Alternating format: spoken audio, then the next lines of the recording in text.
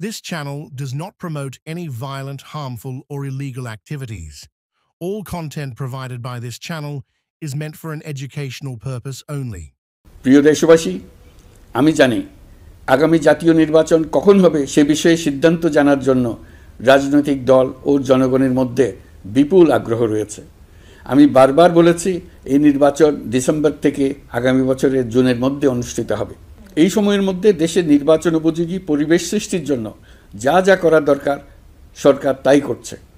এখানে মনে রাখা জরুরি, বাংলাদেশ স্বাধীনতার পর থেকে যতবার গভীর সংকটে নিমজ্জিত হয়েছে তার সবগুলোরই প্রধান কারণ ছিল ত্রুটিপূর্ণ নির্বাচন। ত্রুটিপূর্ণ নির্বাচন প্রক্রিয়ায় বারবার ক্ষমতা কক্ষিগত করার মধ্য দিয়ে একটি রাজনৈতিক দল বর্বর ফ্যাসিস্টে পরিণত হয়েছিল।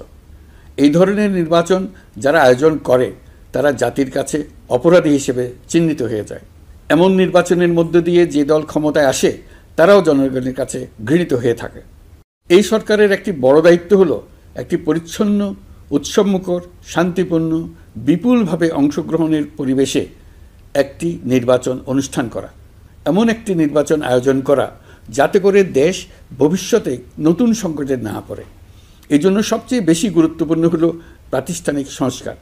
যেই প্রতিষ্ঠানগুলো নির্বাচনের সঙ্গে সরাসরি জড়িত সেগুলোতে যদি সুশাসন নিশ্চিত করা না যায় তাহলে ছাত্র জনতার সকল আত্মত্যাগ বিফলে যাবে।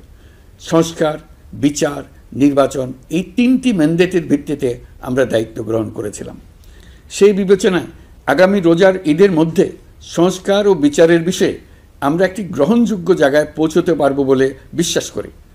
বিশেষ করে মানবতাবিরোধী অপরাধের বিচার, যা কিনা জুলাই গণ অভ্যুত্থানের শহীদদের প্রতি আমাদের সম্মিলিত দায়, সেই বিষয়ে আমরা দৃশ্যমান অগ্রগতি দেখতে পারব। এতে আমাদের উপর আপনাদের অর্পিত ম্যান্ডেট ন্যূনতম হলেও বাস্তবায়ন করে যেতে পারব।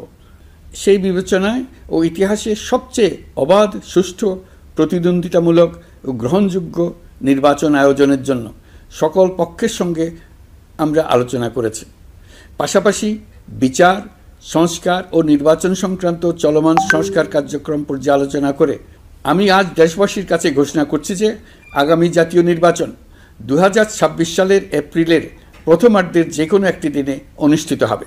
এই ঘোষণার ভিত্তিতে নির্বাচন কমিশন উপযুক্ত সময়ে আপনাদের কাছে নির্বাচনের বিস্তারিত রোডম্যাপ প্রদান